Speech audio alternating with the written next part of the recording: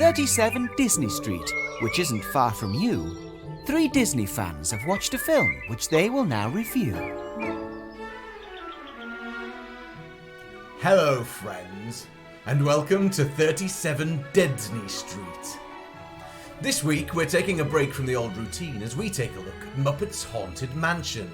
I'm your host, your ghost host, Chris Fletcher. I'm your very own Memento Mori. I'm Lucy Leota Rain. Ah, nice to meet you. Hello, friends. I'm Hugh Rain.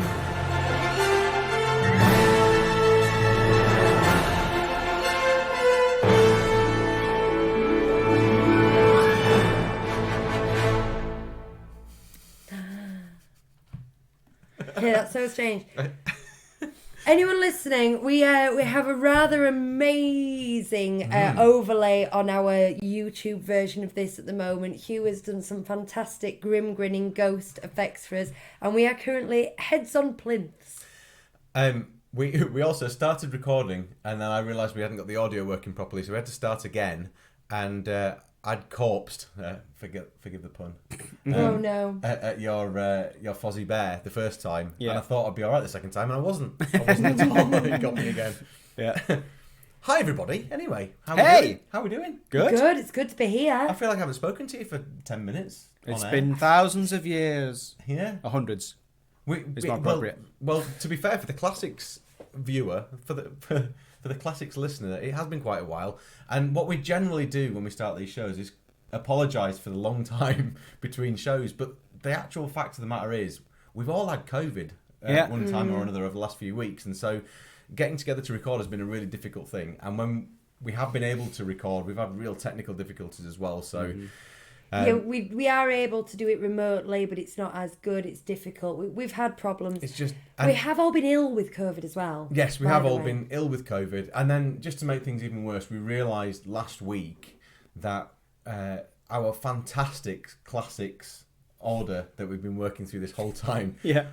somebody, and I'm not saying it's me, but I am the forceful one when it comes to what episodes come next. Somebody mentioned that we should be doing Zootropolis when we should have actually been doing Big Hero 6. Yeah. We all just went with it. Do No you know, one questioned I it. just have to say this now because I do the history and the research, and as I was reading about Zootropolis, 2 or 3 times it said something like a better box office than Big Hero 6, or this effect had first been used on Big Hero 6, and I did kind of go, oh, like that. But often they have 2 films in production at the same time, and I thought, oh, maybe that's just what they're doing. And I trusted Chris Fletcher. I know, you would trust me, more wouldn't you? I'm than I trustworthy. trusted the authors of the books I was reading, because I presume you know everything, Chris, I'm afraid. Yeah, Hey. I don't. Sorry about But there's no blame here. that. No. No. There's only shame. But then, so anyway, once we apologise for things being late, what we then do is generally I say, but we're going to try and get back on track now. So we're going to try and get back on track now by going backwards to come forwards. But first, it's Halloween, and we didn't want to miss out an opportunity to have a Halloween show, because I think, I don't know about you guys, but for me, the Christmas specials and the Halloween specials are the things that I enjoy the And most. Disney Yeah, Plus we love 'em. supplied us with such a doozy this year. Yes. It would have been rude not to. Well, because I was, I had a reminder in my phone from like November last year or something that said, watch Mr. Boogedy on Disney Plus. So Halloween came around and put Mr. Boogedy on, and it's rubbish. And there's, we watched something called Under Wraps on Disney Plus about a mummy, and it was kind of cute. It's modern. It's bog standard, you know. It's like I think Bonnie seemed to like it, didn't she? It was the same standard as if you've ever seen the Buddy movies, you know, with the five little dogs. It was that kind of standard of humour and production. But surely none of these could be as bad as the fact that Monster Family 2 is about to come out. Oh. I don't think I've watched it at all. I think Don't. Hugh watched it when I was out, watched 15 minutes, said it's awful and turned it Bonnie and I watched it, and I said to Bonnie, are you liking this? And she said, no, should we turn it off? This was like a couple of years ago. So we turned it off. It was rubbish. And just we're going on our full family film recommendations now. But different studio, but Hugh doesn't like this. Me and Bonnie have watched Hotel Transylvania and Oh, yeah. Hotel Transylvania 2 today. I like it. We love them both. I like it. I think they're I like the great, first one. really good. I've not seen the second one, but I did quite like the first one. We've seen all 3. Yeah, we Have went we? to see the third one at the cinema. Yeah. you? Yeah. And Bonnie didn't Wow. realise that's about 5 minutes into the film. She said, "Is this what we're watching?" Because she thought we were watching something else, and we hadn't told her. Like Yeah. we forgot to tell her what we were watching, and then she wasn't impressed. So, before we start talking about the film, something quite interesting has happened over the last couple of weeks, hasn't it? Because a Disney film that isn't a Disney film, that's been marketed by Disney but isn't a Disney film, it's a Fox film, as animated film, has gone to the cinema, hasn't it? That is it called Ron's Gone Wrong? Oh yeah, Do you not? It's a bit weird, isn't it? Like, Am I out of the loop the whole here? situation of this. Like, I guess we knew it was going to happen because Fox have kind of Yeah. started doing these things, but it's a really strange thing to me, the way that it's been marketed and the way they're doing it, because it feels like it's Disney, but it's not Disney, but it is Disney, but it's not. That's all I had to say about it. You've I don't never have felt any like big that details about or anything, but- Pixar, though. You Well, know what I mean? but Pixar's we we've take that accepted to our Pixar. bosom. good. Well, it used to be. Well, yeah, you kind of accepted Pixar because there are. I suppose there's no studio attached to it though. It's not like it's saying, oh, it's this, you know, it's Blue Sky or anything like that. It's just in fact they're keeping all that really small in all the posters and everything, so it's not really clear where it comes from. It's just a bit weird. I just think it's a bit weird. That's all. Strange times. And We're watching Walking Dead on a Disney streaming service. that is Yeah. strange. The time. Walking Dead. We've been watching Private Practice, which, if you're a Grey's Anatomy fan, is a spin-off from Grey's Anatomy. But it's really strange because it's taken a couple of the characters that you know from your Grey's Anatomy. You know, we all love Grey's Anatomy. Who doesn't? You know, McDreamy, all that sort of stuff. Never seen it. But it's taken these characters into like a private practice, surprisingly. So they're doctors in a private practice. You don't say. But they still spend all the time in hospitals doing major surgery from their private practice. Right. And there's a paediatrician there, and kids die on this show all the time. They die, they get seriously ill, the parents go wacko. No thanks. This is it's just like this utterly, and now sort of 5 series in, we're into drug abuse and depression and stuff. So it's a really jolly, happy thing to watch, and I would highly recommend it if you want a good laugh and like some uptime. Yeah. Wow. Let's talk about some Muppets. Yeah. Now, can I just ask first about the Muppets, right? Yeah. Put your heads up if you like the Muppets. So we're all Muppet fans. Yeah. Mm-hmm. Big time. Yeah. But the thing is, I'm starting to wonder why. Because the last Yeah. few things they've done, I've just missed and missed and missed. Honestly, Muppet Christmas Carol got me when I was young, and it was that singular film. Oh no! Say it correctly. No, I Lucy. can- Say it correctly. The Muppet Christmas Carol. Okay. Thank you. Okay, that got me when I was young, and it really got me. I absolutely love it. It's still not only one of my favourite Christmas films; it's one of my favourite films ever. And so, 100 points it's called. 100 points. The characters, the dialogue, the music, everything, just fantastic. And then my other experience of Muppets, my main other experience of Muppets in recent years is we watch a lot of Muppet songs and Sesame Street songs and stuff like that on YouTube, particularly at bath time and bedtime with the daughter. But we were talking before we came on about the Talking Heads parody. Yeah. The- Muppets Tonight. Yeah, from Muppets Tonight. That Beautiful Kermit did. house, And beautiful also wife. the Phenomenon. Yeah, I don't acknowledge Phenomenon Yeah. with Sandra Bullock because it just felt like a stretch too far of a parody of the original sketch. But it was all right. Yeah. It was fun enough, but I don't like it. But it just there's so many, and even like Happy Feet, Kermit doing stuff like that. So for me, it's musical numbers, and it's that. And when I sit down to watch a full episode of The Muppet Show, I don't really enjoy it. And what I enjoy is the individual bits that I could probably watch on YouTube anyway, which is the musical numbers and the odd sketch. What's that one about growing old? That's brilliant. Oh, if I could save time in a bottle. Oh, it's brilliant. Have you seen that? I'm not sure. It's a scientist, and he gets younger throughout the song, and he's saying, if I could keep time in a bottle, I'd do so I could spend it with you. And he's just singing the song, and he's getting younger and younger. I'm getting goosebumps talking about it. I'll pass it to you. That's on, what they do so well, though, the Muppets. Yes. They do.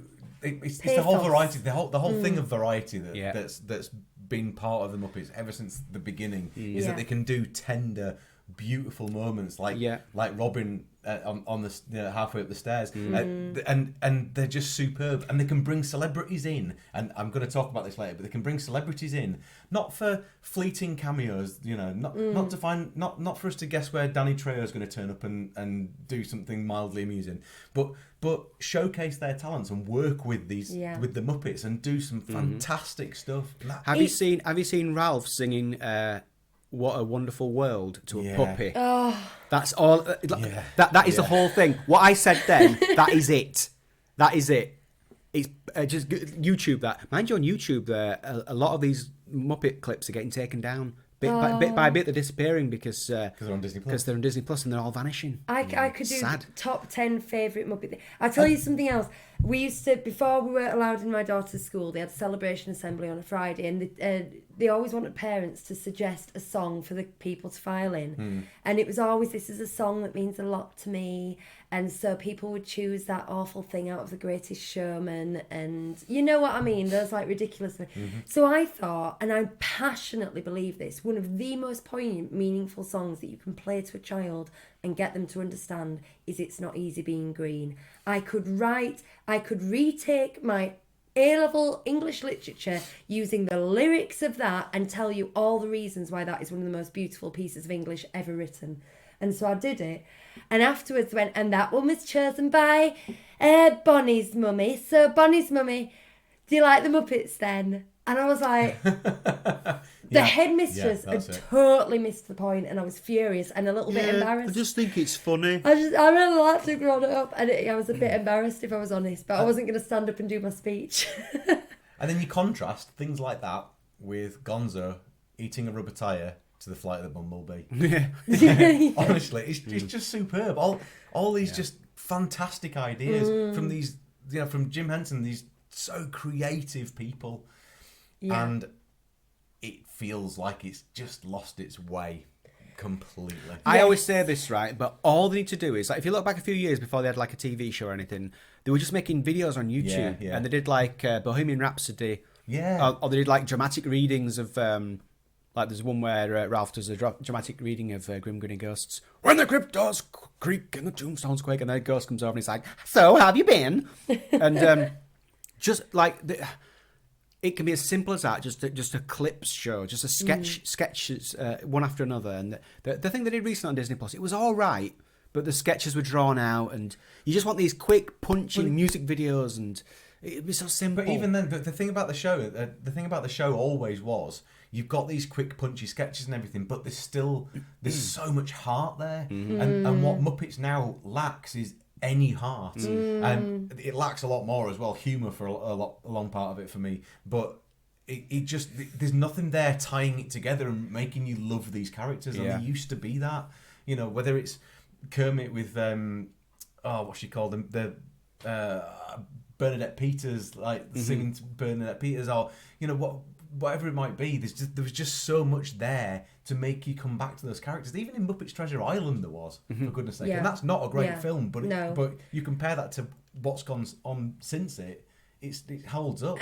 How do you feel about that? I know this is what we're talking about, we must keep this brief, but the Muppets with the Flight of the Conchords and Muppets Most Wanted, we might review them sometime, but what are your thoughts briefly? Do you know, the first one was a nice return to the Muppets, but it doesn't hold up. Musically, it's Flight of the Conchords, and I don't mind it. Yeah. But the second one, I was thinking about this in the car on the way from My Wing to Your Wing today, and it just musically, it's like they've been pulled back, and they don't go for it in the same way as they did in the first one. The voice acting is just it gets worse every film. I mean, it really does. Fozzie's not Fozzie anymore. Everything's about, there's so much exposition involved. There's so much of the things that particularly Fozzie says is there purely because they think the audience isn't clever enough to understand what's going on, so they use Fozzie to point out the obvious, and that just frustrates the hell out of me. My biggest problem with the first Muppets reboot was that this whole premise of like Kermit saying, people forgot about us. We went away and they forgot about us, which would have been beautiful if that was true. But they've always kind of been around, so they just set up this thing that doesn't have any resonance with you because they never went away. I actually really liked the first one, and I think that Jason Segel was excellent casting because of what you say about humour and pathos.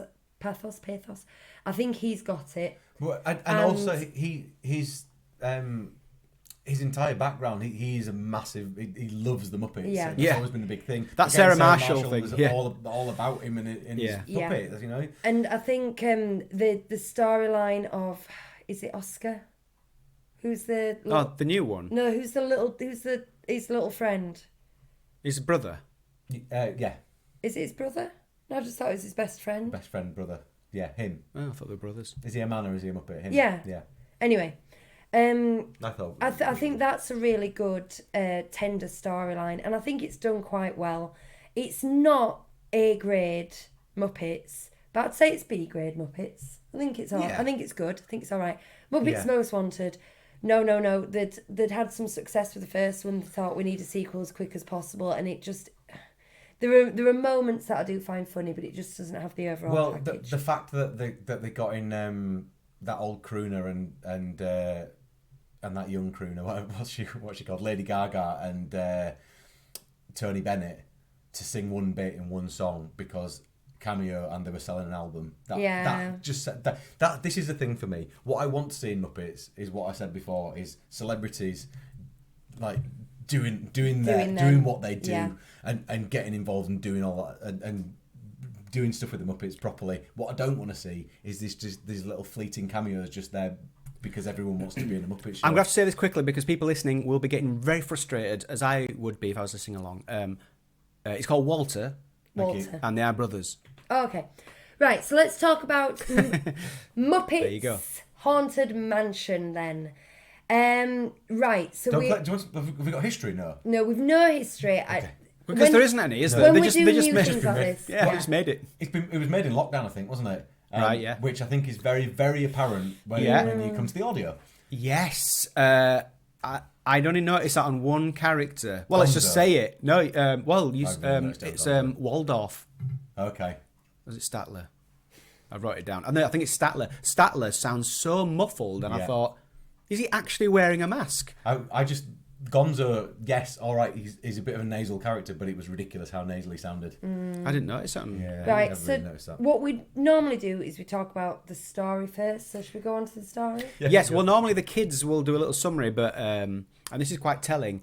None of them were interested in this enough to talk about it, so they've got nothing to say. So it's going to be all us. What are we going to do about their scores? Bonnie gave it a score, and we can just. Out of 10. Well, she actually gave it 1 out of 10, so we can go with that. Perfect, because Lucas couldn't get him anywhere near it. Okay. Story then. So it's time to discuss how the story goes. I know it can't be worse than Oliver and Coke. Story. Can I delve in? Go. Yeah. I'm going to give a big overview here before we get into the details. I think the premise of getting them to the house with it's a challenge to stay overnight in this scary house. A challenge by who? Yeah, by who? Just tell us. Okay, wait, just let me finish. I think that is a sound starting point. I think that a lot of the plot points, in many ways, are sound plot points, and that there's a skeleton there for some really talented writers to go in and do something brilliant with. I meant there's a skeleton there. I think, and if you just take the basic, like I say, plot points of the cab ride, the party going on somewhere else, the ghost host, the magician person, you take what is basic. If you were to explain the plot of this in 30 seconds, I think that is solid. Mm-hmm. And then it starts to fall apart because they do nothing effective with it. At any point, they don't take any of those plot points and push them to where they could have been pushed. That's my thoughts. Do you know what I wanted? A little while ago, you shared a link with me, Hugh, for an episode where the Muppets go to Disneyland. Mm-hmm. And I wanted that to be this. I wanted this to be that. I wanted this to be they're there in Disneyland in the Haunted Mansion. That's what I wanted it to be. Yeah, and they get locked in after it closes. Yeah, There's an episode of Doug that's exactly that. yeah. Nickelodeon Doug. They should have done that. It didn't need. You're right about the plot. First off, you're right. It's very simplistic. It makes sense. Good. It's fine. And yeah, there's enough space for writers. My real problem in general with the way that this and other Muppet stuff of late has been written is that it's too written. It just feels everything just feels too like polished, and this no, it's hard again. I'm going to talk about this a lot. There's just there's no. It's like they're writing. They've gone. We've got the Muppets. We've got this thing, and we need to labour every last little detail out of it that we possibly can. And so the creativity's kind of gone out the window. All they're trying to do is rehash things that have happened before. And this is a really fortunate thing for them, because what they can then do is say, well, actually, if it's in Haunted Mansion, then there's all this Haunted Mansion stuff that we can just throw in, which means all the gags, we don't even have to write gags. It's fine because they write themselves, because we just get Miss Piggy to be Madame Leota. Yeah. Madame Pigota. I mean, I think the Easter eggs, the homage to the Haunted Mansion, they got everything in there, and Yeah. I think they got that in there quite well. But then that's it. Nobody wrote anything else. No, you keep saying the word heart, but that's absolutely it. What the final thing was, Gonzo being. His biggest fear was being without his friends or something. But, Yeah, awesome. or something like that. I don't know, something about his friends. But that was so kind of just stumbled on, and you didn't get any emotion from him. There was no build-up. There was nothing throughout the rest. It didn't keep going back to that other party that was going on somewhere else. His relationship with Pepe de Prawn, okay? It didn't keep. There was no build-up whatsoever. He stood in front of a mirror and someone said, "This is what you're scared of," and he went, "Oh, you're right." Revelation. End of movie. It was really lazily done in that way. And if you think, and this is, I hate people who say, "What would Walt do? What would Walt do?" But what would Jim Henson have done with this subject? I mean, I just feel like instantly there's so much to get onto. I mean, when this whole him going into the house saying, "I'm not scared of anything, I'm brave enough to take on that challenge," the filmmakers should have spent the whole movie challenging the premise that he was scared of nothing, and they didn't. It just went from room to room going ha ha ha ha like that. Nothing. I want to get into a couple of specifics. Go on. Right? Do it. Right off the bat. That's what you're here for. Right off the bat. Now, this comes under music, but it's the first thing I noticed. I hate Dancing in the Moonlight. Yes. Although Yeah. there is a positive to that version of Dancing in the Moonlight, which is it isn't the radio edit version. What happens in the radio edit version continuously throughout the song? Oh, I don't know. Start singing the song. Go on. I know you hate it, but go on. Here Here we go. Here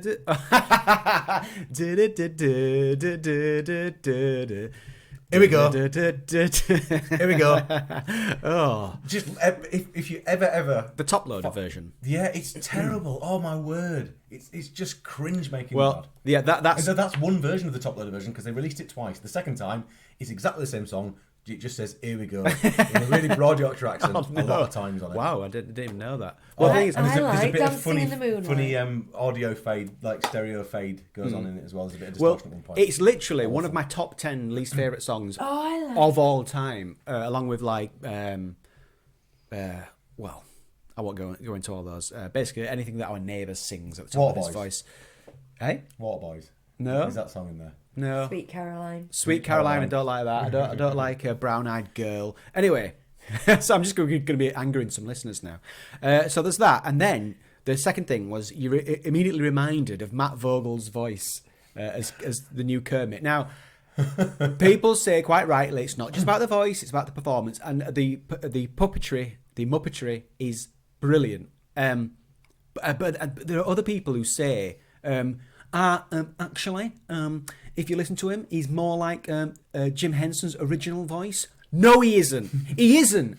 And when people say that, I'm like, are you listening to something else? Though, but I can't stand him. If you listen, I can't. no. Especially because you mentioned Eric Jacobson earlier, who does Fozzie and Piggy, and I think he's brilliant.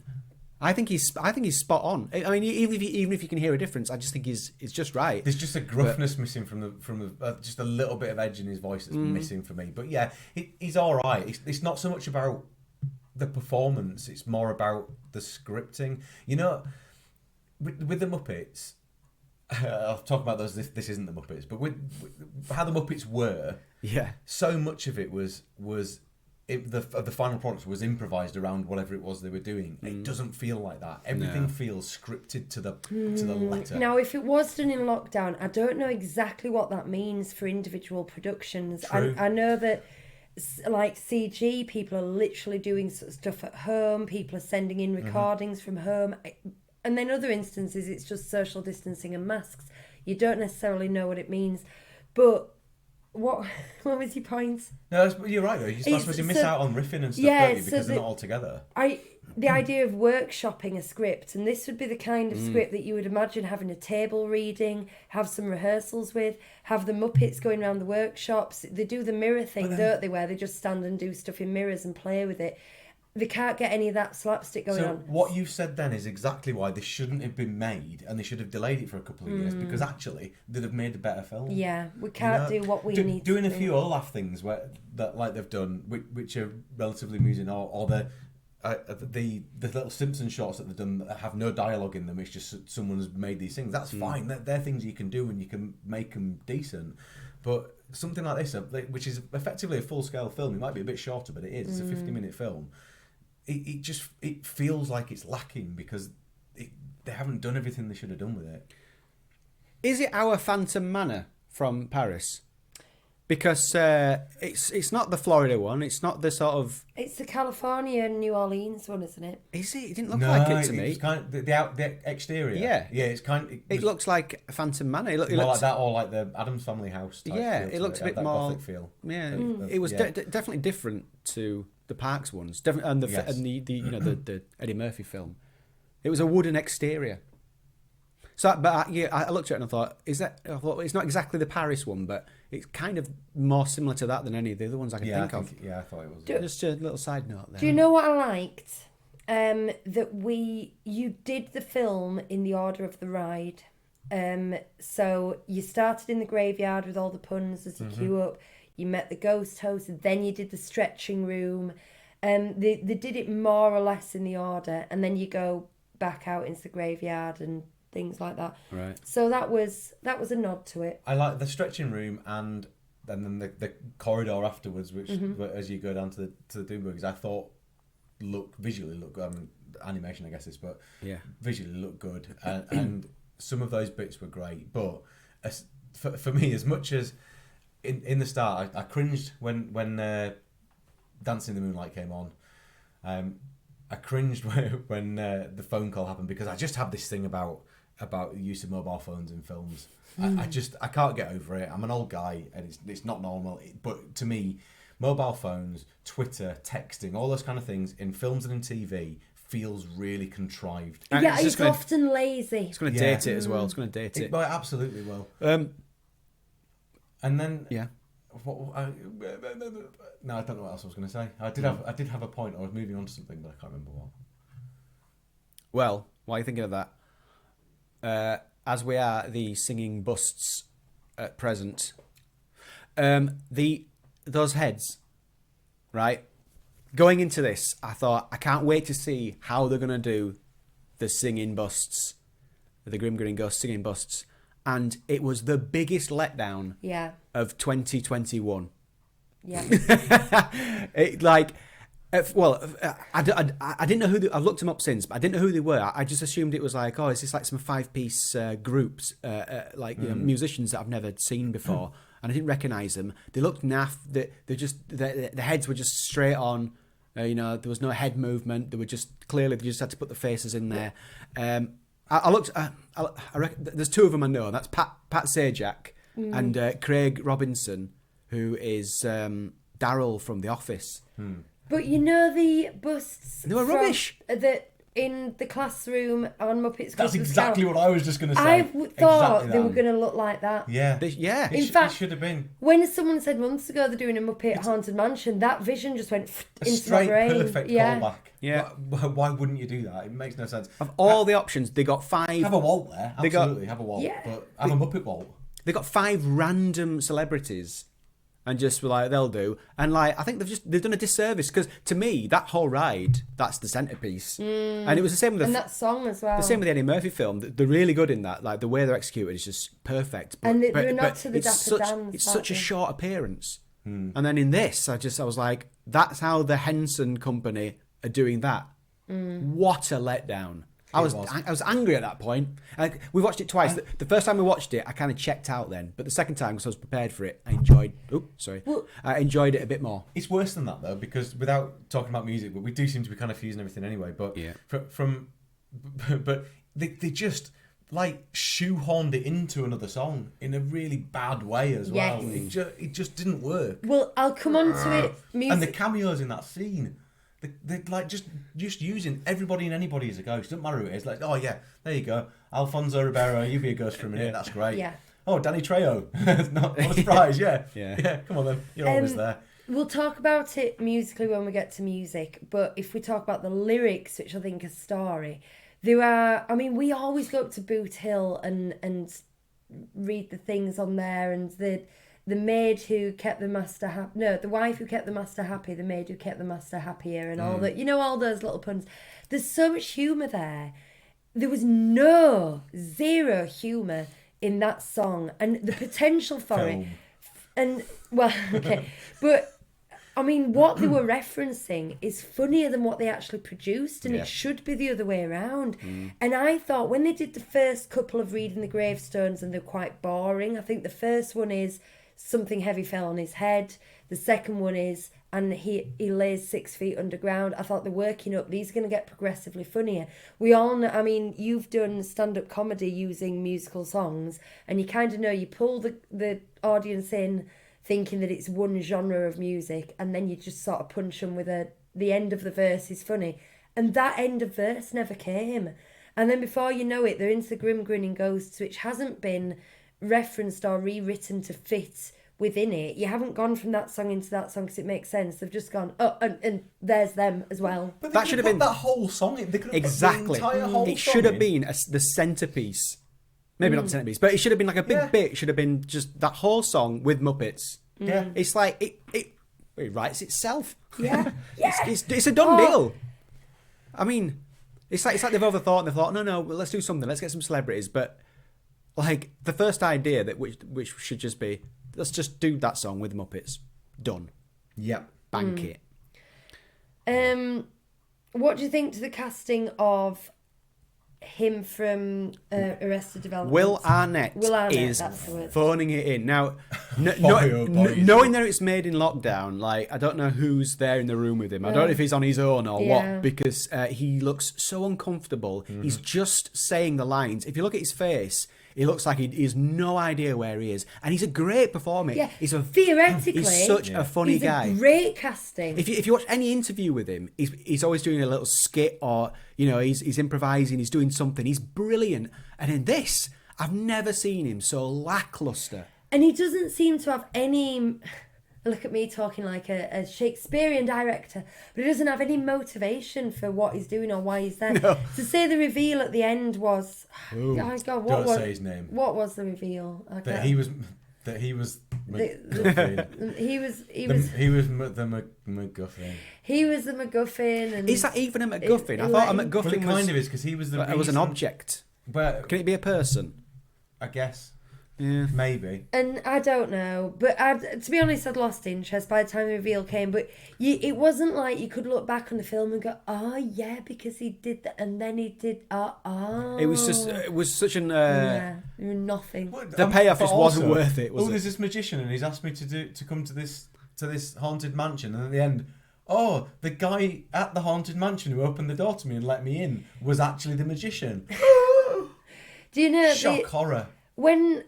I mean, like I say, that I still maintain there's the beginnings of what could have been an amazing Muppet movie there. Like, so the cab driver drops them off at the beginning and is like, she's dropped people off before, but they never make it to the morning. So this has happened before.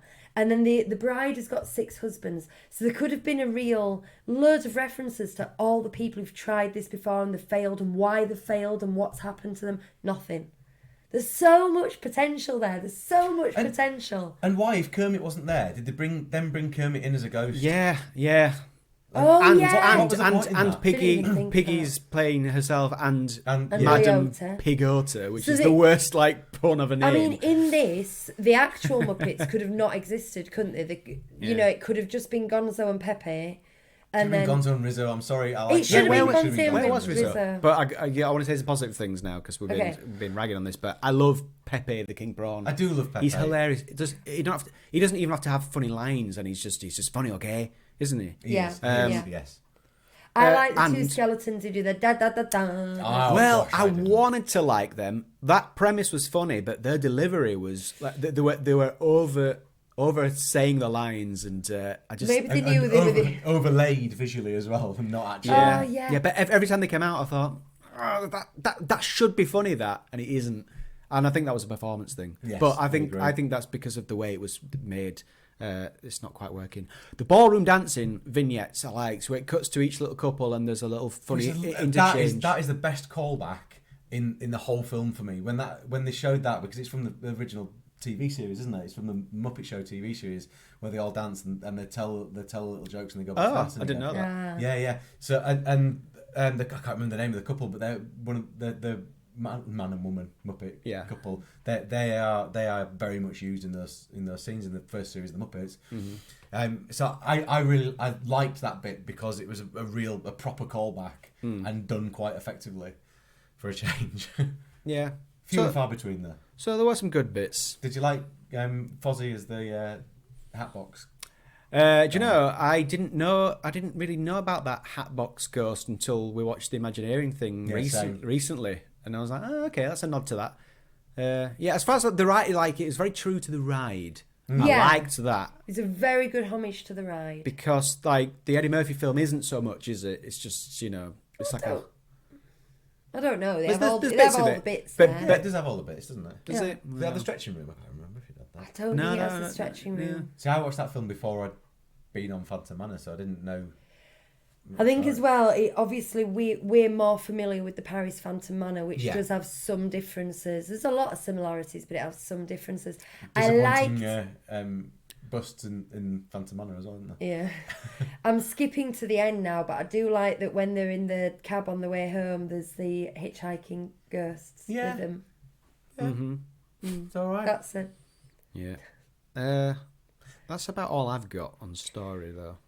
Should we score it? Yeah. Yeah. Go on then. Well, I guess I'm starting because I just said well. I mean, the story's pretty basic. I think I don't have any notes. I gave it a 7 Wow. because there's enough for me to. I'd watch it again basically because there's enough little bits going on. And does the story deserve 7? 6. There. There is, I still maintain there are the bones of something, bones of something brilliant here, and I really want them to remake it, like next year. I want them to start again, take what's good and remake it, because there really is some good stuff here. They could do Tower of Terror instead. Oh, yeah. But they just, Scarlett Johansson's doing that. Yes, I know. She's yeah, back yeah. on. But they drop every single ball at every junction.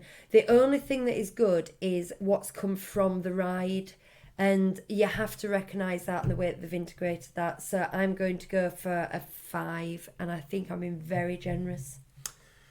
Would I watch it again? That's the thing that's got me thinking after you said that. I would.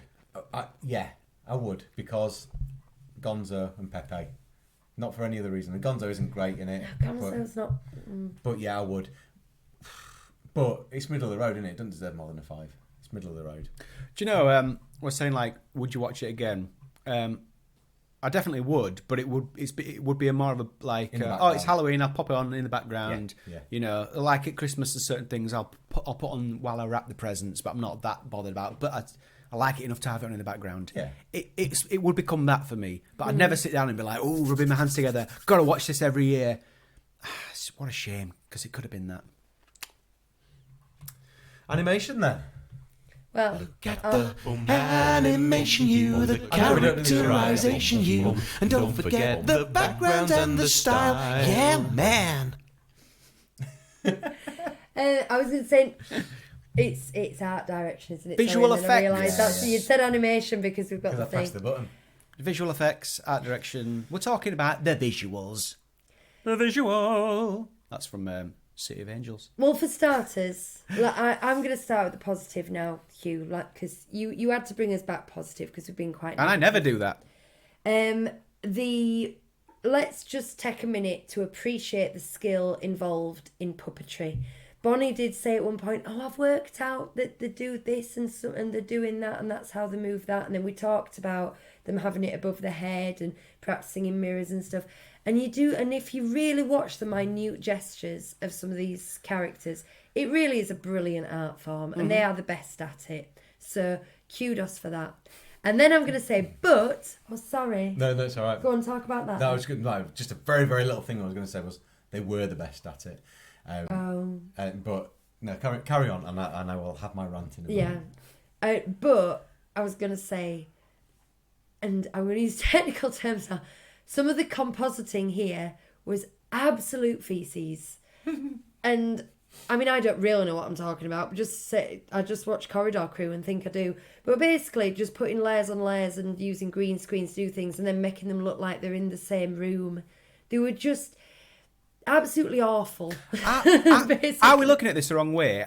Is it like, oh, it's lockdown, what can we do? This will be quite easy. We can layer Maybe it They up. that's what haven't they marketed it as that, though, have they? No. They have not promoted this as we did. Do you remember when, again, the Olaf things, when they did those shorts, they said, do you know what we've done? We've had all this time and people have been working on these different things. So we've done a load of shorts with Olaf. He doesn't talk in them, but we've done these shorts and they're pretty funny and they're cute. Yeah. Have a look at what we've been doing. That's what they did with that. With this, they've said, oh, we're going to take these two great things and we're going to put them together in a fantastic film. They haven't said, but we're going to spare every expense and the audio is going to be recorded on people's iPhones with an earpiece in. That's, it's not, that isn't what they sold it as, and therefore, no, we shouldn't be looking at it like that. Okay.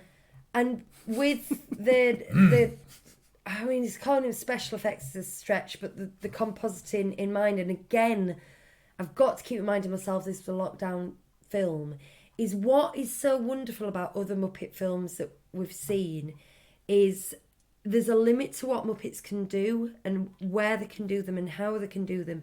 And I really like watching them work within those limits.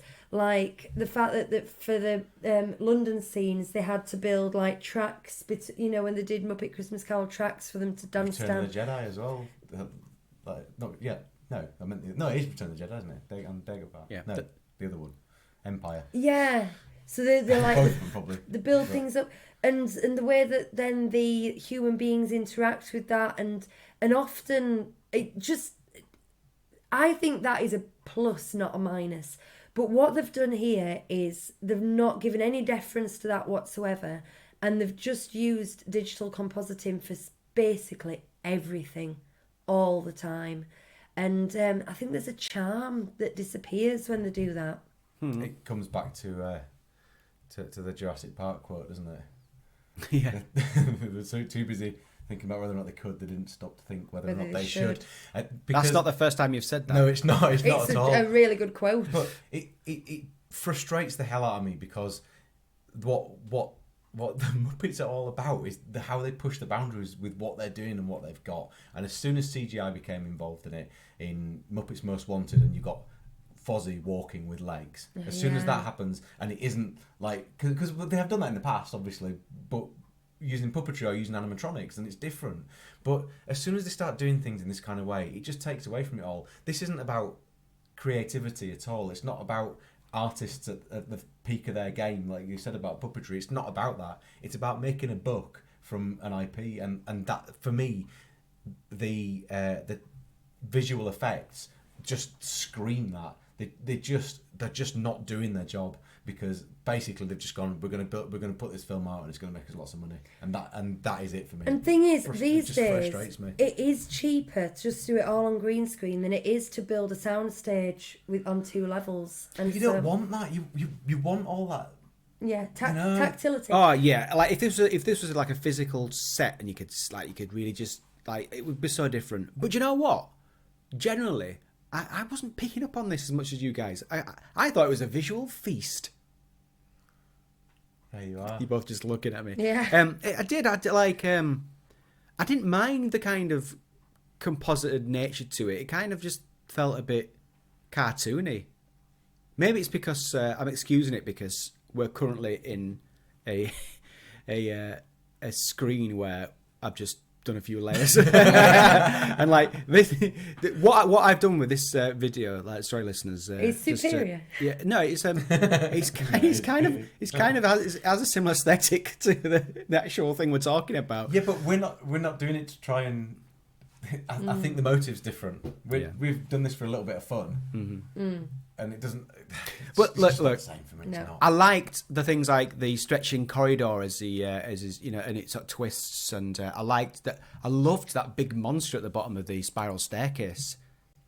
Even though it was just like some eyes and a mouth in the darkness, it was really Muppety, even though it was digital. It still had that Muppet quality to it. And there's certain things I did like, certain things. But Hugh, if you take that ride and the Imagineering that went into building that ride and the illusions that the century-old illusions that they used to do things like the ghosts in the hall, Yeah, Pepper's and ghost. you marry that with the Muppets and what that done, that should have been a marriage made in heaven. Oh, yeah. All of that and those techniques, bringing all those different techniques together. If they'd done this in the 80s, it would have been an absolute spectacle. But because you can do things on the cheap, and I know it's not just about that, it is about lockdown as well, without a doubt. That has had an effect on it. But because the production technique is and the money being plumbed into it is more about, okay, look, we can do this and we can do it really cheaply, and and we can still put out a good film. Great, you can put out a good film. It doesn't mean it's what it should be. It just doesn't deliver at all for me visually. It really just doesn't. Want to ask, and I don't know the answer to this at all. I'll go look it up after we finish recording. But who's kind of managing the Muppets at the moment? Because I know there's Jim Henson Productions. Does that mean they've got their own producers and directors and their own in-house writers and their own? I know they've got their own puppeteers and voice talent and things. But when we did the Muppet Christmas Carol, what we learned is that the script had been written by someone that had taken off the Muppet Show, who'd been writing for Kermit the Frog for 20 years.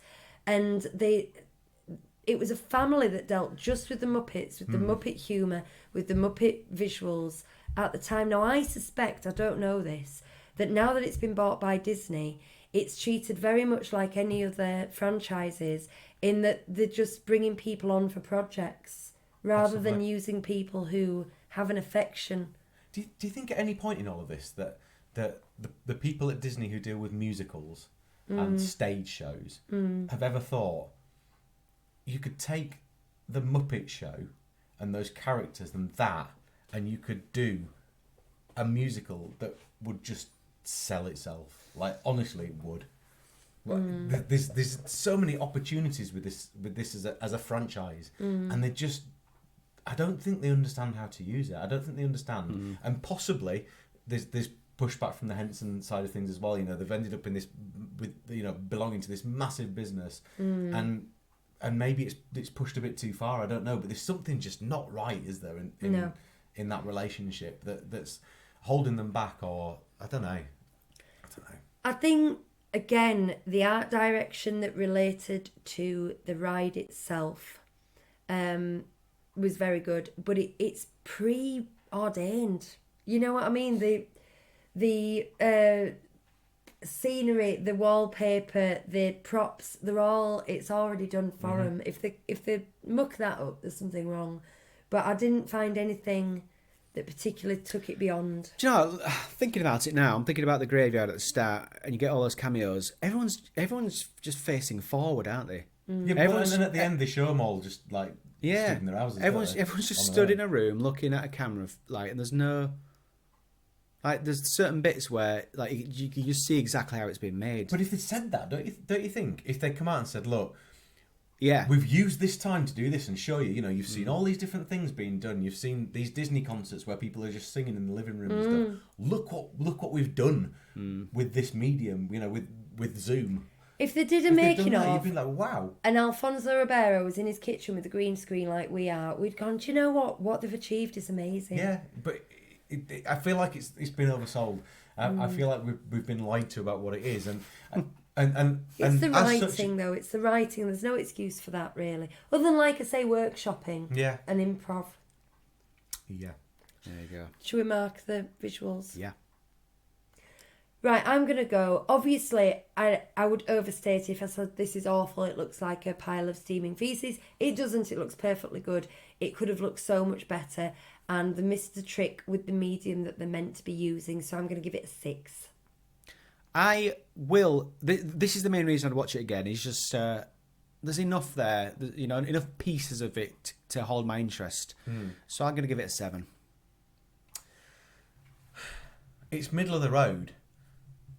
So I was going to give it a 5, but I've actually, by criticising what's the way in which it's been pulled together, and what I just said a moment ago about what they've actually achieved in terms of doing this in people's houses and stuff, I think it deserves an extra mark just for the effort of that. So maybe I need to look at it a bit differently. So I'm going to give it a 6.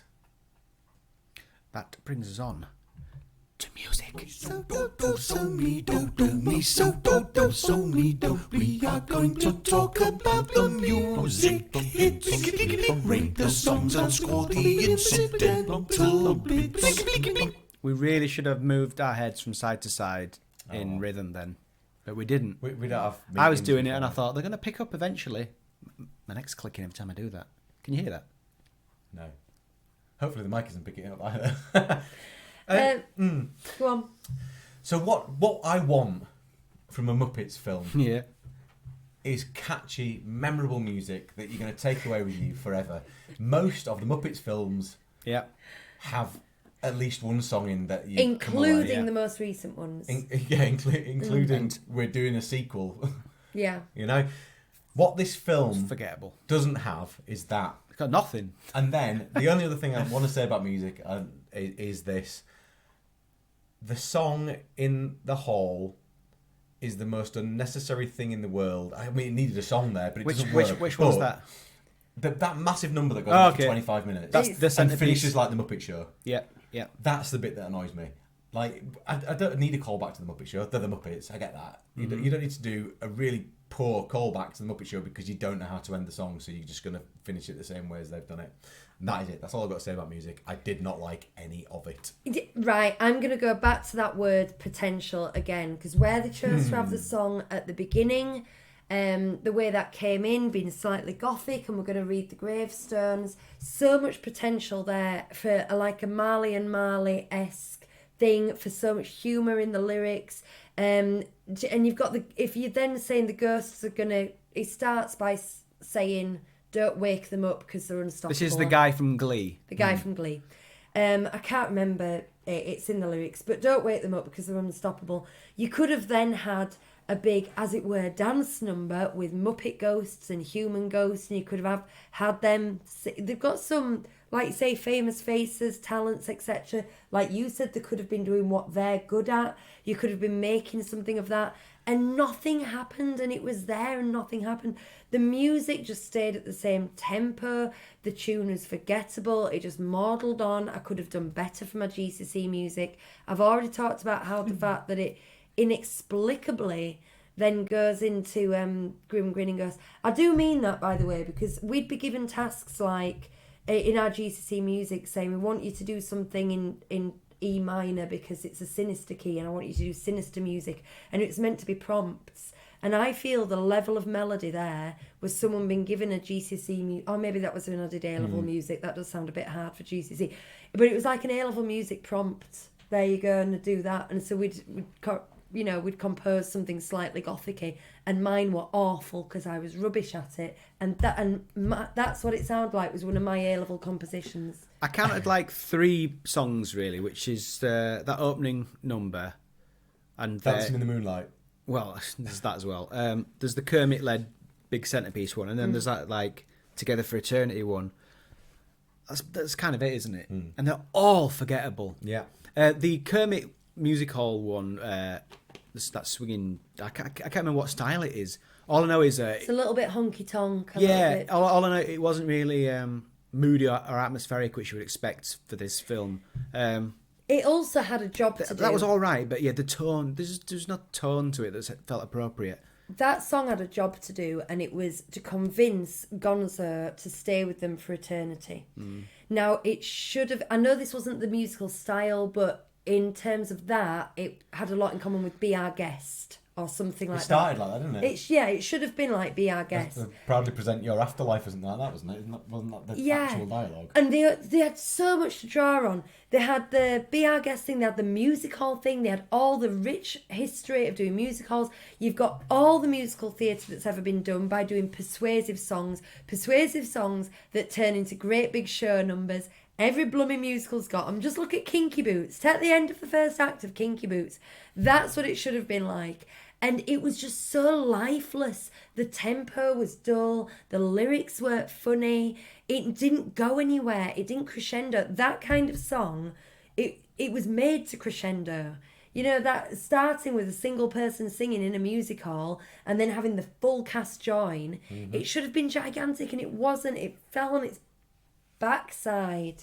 I'm so cross about it. And then there's that big problem that big thing that we said right at the start, which is that Buddy Baker wrote a really, really good song for the Haunted Mansion, and they didn't use it. Not in the right way.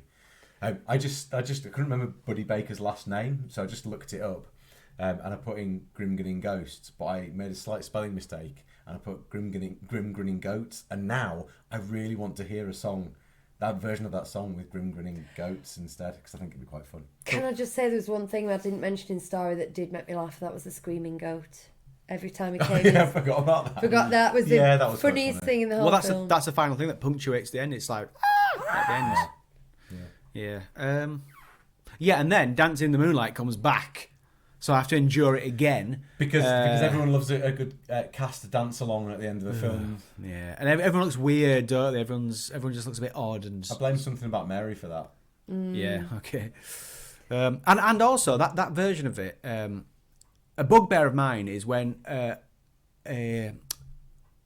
the harmonies are louder than the melody, and it is in this version of that song. Well, they really push up the volume of whoever's singing at the time, whoever's on the screen at the time as well, every single time, which is just awful. And that thing where Will Arnett jumps up and down like he's a DJ. Do you remember during the end credits?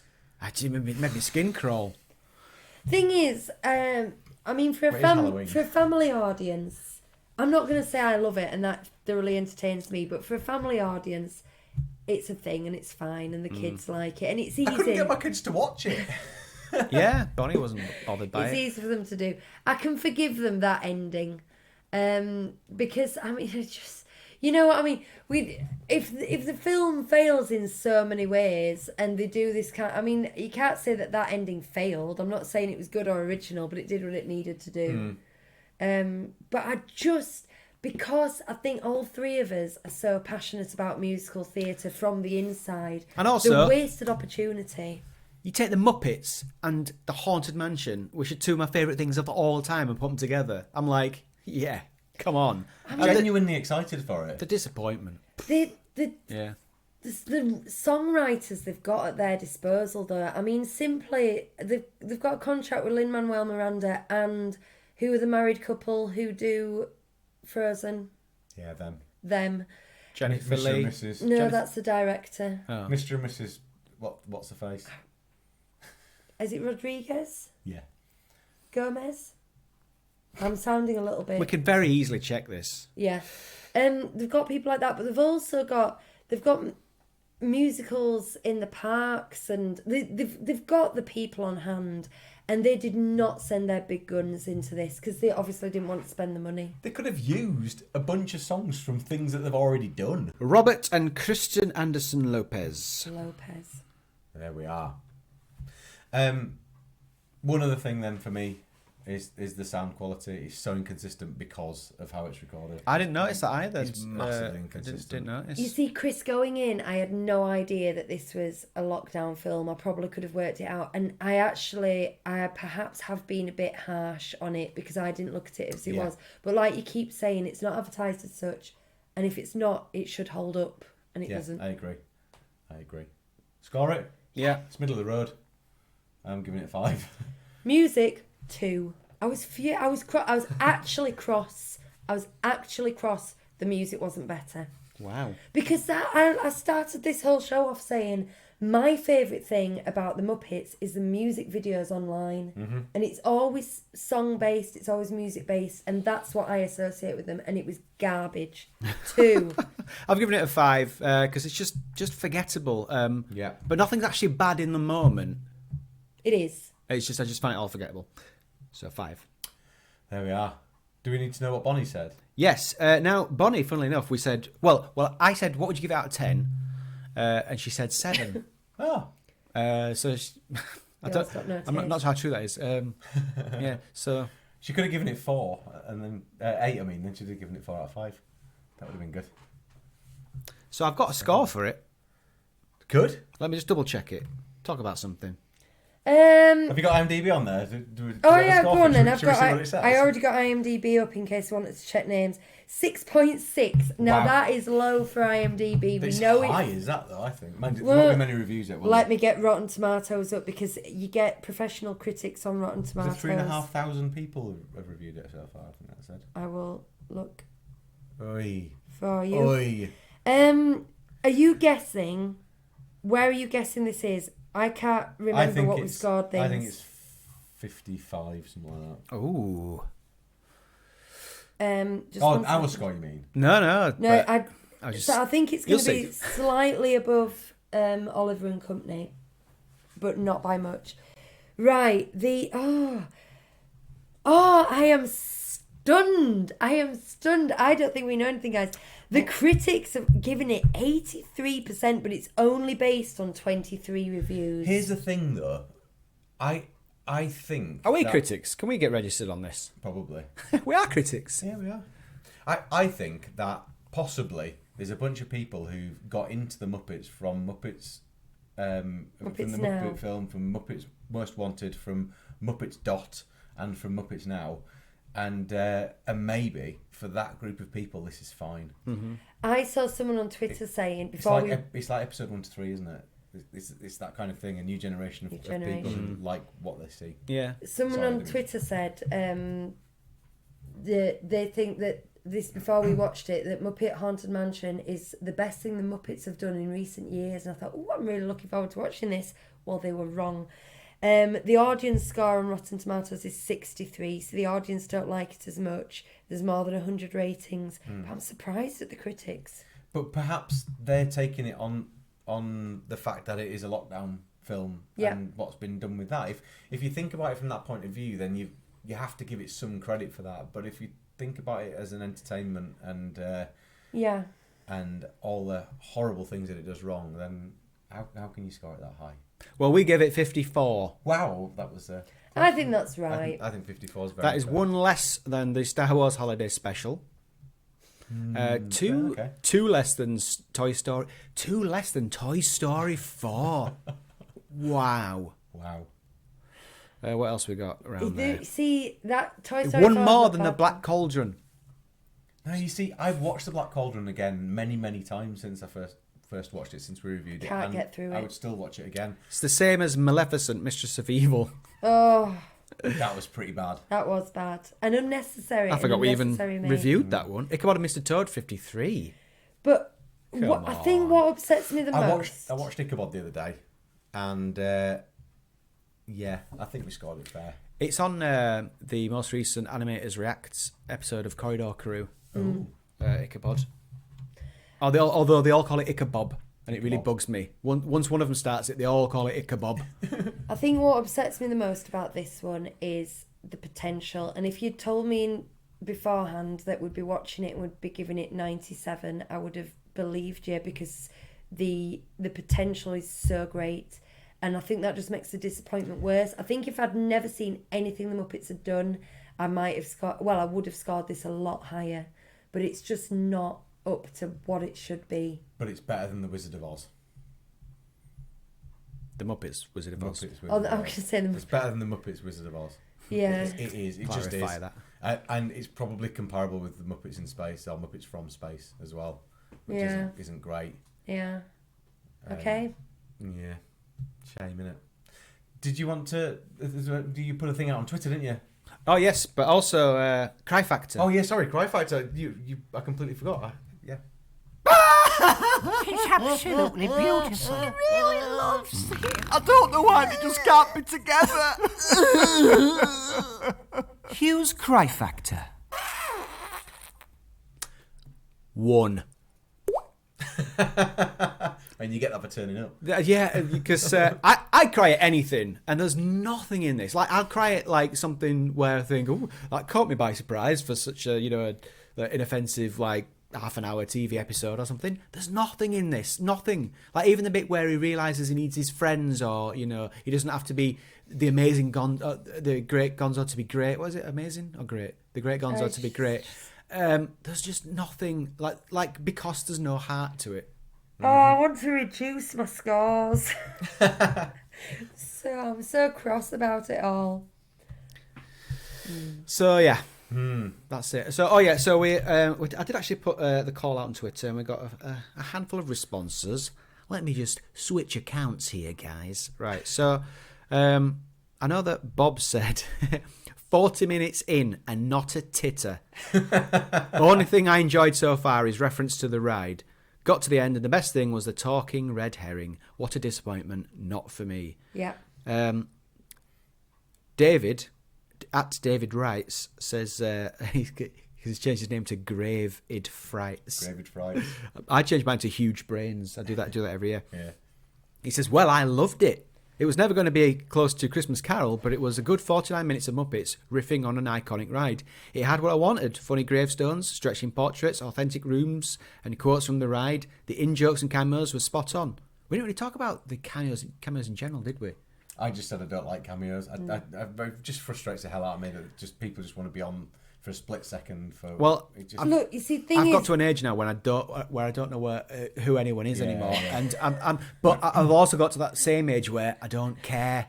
Yeah. So I don't go, oh, I must look up who they are. I just go, don't know who they are, don't care. But again, they've littered it with cameos because it's a lockdown film, and it's there's easy. one thing's sure about everything that was produced during lockdown. There was as many celebrity cameos as you could get because everyone was sat at home doing nothing. Yeah. The fact that he said I loved it and then listed the bits from the rides, the Easter eggs, the quotes from the rides, the stretching room, all that kind of thing. Like, yeah, that's what they did well, but that was already there. Yeah. That was already there. Andrew says, watched it last week. It's good, not great. Despite saying they were not going to explain the jokes, it would have probably helped. Because there's a bit where they explain one joke and a ghost says, we're not going to do that for every joke. He says, lots of Easter eggs, and I'm sure I missed, made me giggle a couple of times. But in the end, Waldorf and Statler were right. Yeah. Part of Our World says, absolutely loved it. My kid keeps reenacting the John Stamos scene. I don't know who John Stamos is. Sat at a table with a king prawn. Really? Well, yeah. Oh, it takes all sorts. Is that it? And then Mark, the Famiers, says, I don't get this. Pum, pum, pum, ta-dum. Bum, bum, bum. To them. That's what the skeletons did. Okay, well, I thought it might be that, but yeah. I think that's everything. Yeah. Yeah. Andrew also says, you might have to explain this to me. Worth noting, this has not made me like Darren Criss any less. That's the Glee guy. Still a great talent. I thought it might have meant him. Yeah. Yeah. Okay, so I really slagged off that section. He was fine. It's a shame for him he wasn't given a better song to do. It was a nice performance from him in that number. I think He did the best with number. the sewage he was given to work with. Wow. Sorry. There we go. And on that note, It's been a grim episode. I know, but I was so cross about it. Do you know, like, some people don't like negative reviews, and this has been pretty solidly negative. Damning. So if you've stuck with us, like, we're very grateful. Especially if you disagree, because it's very, like, if you love something and someone just slags it off for the entire episode, it's very difficult to listen to. I'm the same with Toy Story 4. All the podcasters were loving it, and I couldn't listen to a single one because I just thought, what did you think you just watched? it's not often that we all solidly agree and slag off in a film in this way. But if you'd enjoyed it and you'd like to see us do that again, or listen to us do that again, go and find our Oliver and Company episode, because that's full of it. And if you want to listen to us being really enthusiastic and gushing, then a couple of weeks ago we did Zootopia and we loved that. Yeah, we did. Or in a few weeks you can listen to it now if you want, but listen to our Muppet Christmas Carol. We did mention, spoiler, that we gave it the full marks, and we've never done that before or since. So I want to cry at how perfect that film is. And also, if you want to take something that you really like, 37 Disney Street, and something else that you really like, The Haunted Mansion, you could go back to our DLP Halloween episode from last year, where we did a full walkthrough of deep dive. Did a deep dive. Yeah. It's a shame we weren't in this situation. I know. I wonder what we'll do next year. Well, probably just do this again. I want us to keep doing this. I don't think this can be beat. The talking heads. It's good. Right. Actually, change the background a bit. So, what else do we need to talk about? Back with Big Hero 6, probably in, 2 weeks' time? Yeah. Fortnight today. Unless, I don't know, one of us breaks a leg or something. Oh, just don't. It's been, talk about grim. Yeah. And in the meantime, there's all sorts of stuff on the YouTube channel. You can find us on all kinds of social medias at 37 Disney Street or something like that. Search for us, you'll find us. Lucy, have you got any new videos coming? I've got one that's half edited, but it looks like it's going to be a long one. It's a Village Nature review. There we go. So that to come as well. And that's it, really. We'll see you next time. Bye, pals. Bye.